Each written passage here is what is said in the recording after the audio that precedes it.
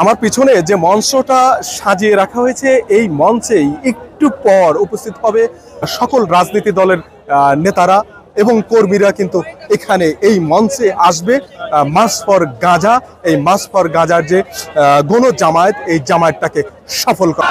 এখানে তরুণেরা একত্রিত হয়েছে প্যালেস্টাইনে আমাদের ভাই বোনদের উপরে এই জেনোসাইড এবং অত্যাচারের বিরুদ্ধে। দেখছেন হাজার হাজার লক্ষ লক্ষ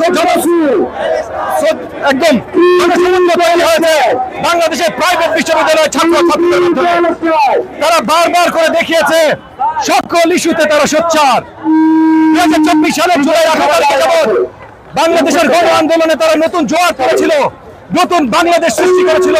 আজকে একইভাবে প্রাইভেট বিশ্ববিদ্যালয়ের লক্ষ শিক্ষার্থীরা দাঁড়িয়েছে, তারা মুসলমান জনতার জন্য দাঁড়াচ্ছে এবং তারা এটাও পরিষ্কার করছে যে আগামীতে বাংলাদেশের সার্বভৌমত্ব বা গণতন্ত্রে কোন ধরনের প্রশ্ন উঠলে এই লক্ষ প্রাইভেট বিশ্ববিদ্যালয়ের ছাত্রছাত্রীরা তারা কখনো মুখ বন্ধ থাকবে না, তারা নীরব থাকবে না। শিক্ষার্থীদের ভালোবাসা, এটা আল্লাহর অশেষ রহমত তারা দিয়েছেন, তারা সকল সত্যের জন্য দাঁড়ান। তো আজকে আমরা সবাই একসাথে সত্যের জন্য দাঁড়িয়েছি। আমি যেমন তাদের ভালোবাসি, তারা আমাদের ভালোবাসেন। আমরা একসাথে কাজ করেছি, করছি এবং আগামী তো করবো ইনশাআল্লাহ। আজকে এটা আমরা সবাই একটা দাবিতে নেমেছি। আমরা যেভাবে দেশ স্বাধীন করেছি সেভাবে যেন আমাদের ফিলিস্তিনি ভাই বোনেরাও স্বাধীন একটা দেশ পায়, স্বাধীন একটা দেশ পায়। এটাই আমাদের দাবি, এটাই আমাদের দাবি। আমরা সবাই চাই তারা স্বাধীন দেশ পাক, তারা স্বাধীনভাবে জীবনযাপন করুক। তাদের রক্তের যেই বন্যা হচ্ছে এটা যেন বন্ধ হয়।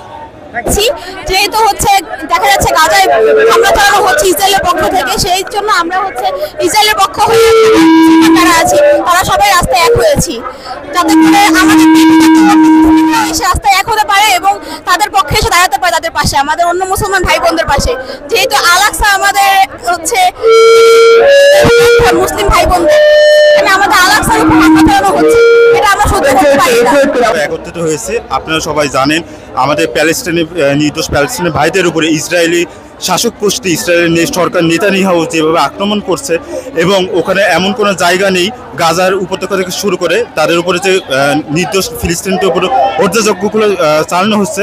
তাই বাংলাদেশ সহ পুরো বিশ্বের যে মুসলিম জনগোষ্ঠী রয়েছে আমরা সবাই একত্রিত হয়ে এই হামলার তীব্র নিন্দা জানাচ্ছি এবং একই সাথে আমরা সৌদি আরব সহ যে সকল দেশ এই হামলা নিন্দা জানায়নি তাদের জন্য আমরা তীব্র নিন্দা জানাই। কারণ এখন যে পরিস্থিতি, আমরা ধর্মবর্ণ নির্বিশেষে একটা নির্দোষ একটা জাতির উপর, একটা দেশের উপর যে হামলা করছি তার বিরুদ্ধে আমরা একত্রিত হয়ে তীব্র নিন্দা জানাই।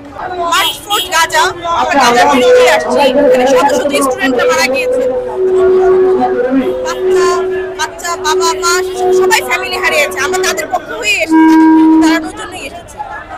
এই তো ফিলিস্তিনের জন্য ওদের ফ্রিডম চাই।